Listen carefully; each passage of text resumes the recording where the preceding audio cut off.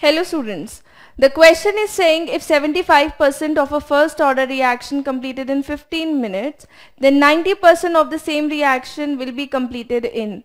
अगर किसी first order reaction का 75% reaction 15 मिनट में complete हुआ है तो वो 90% कितने टाइम में complete होगा, ये आपसे पूछा गया है. तो अगर हम फर्स्ट ऑर्डर रिएक्शन को जानते हैं तो हमें उसके बारे में एक बात पता है कि उसका हाफ लाइफ किस तरीके से होता है. जितने टाइम में वो आधा होता है फिर उस अमाउंट का भी आधा वो उतने ही टाइम में होता है.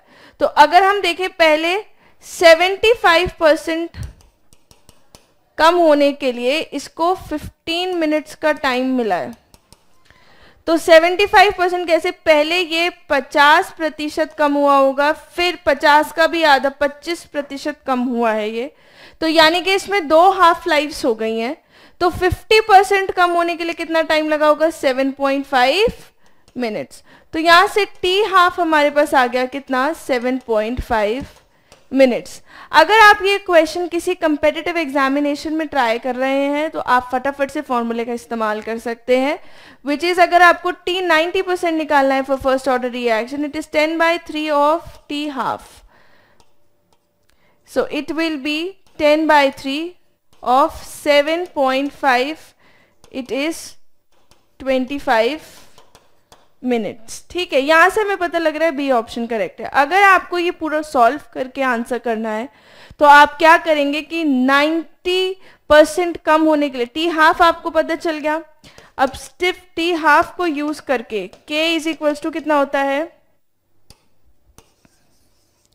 आप k का वैल्यू निकालिए which is 0.693 divided by 7.5. Now put it here कि T 90% कम होने के लिए कितना लगेगा, 2.303 divided by K log of A. अगर if A is the concentration और left कितना रह जाएगा, ये 0.1 of A, क्योंकि 10% ही बच गया है reactant. The concentration of reactant now left is 10%. तो it is the initial concentration divided by the left concentration of the reactant, which is now 0.1 of A.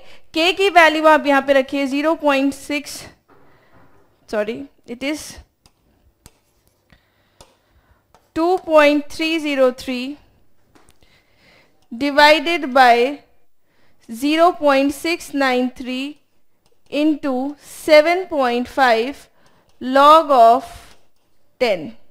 log 10 हमारा कितना होता है, 1.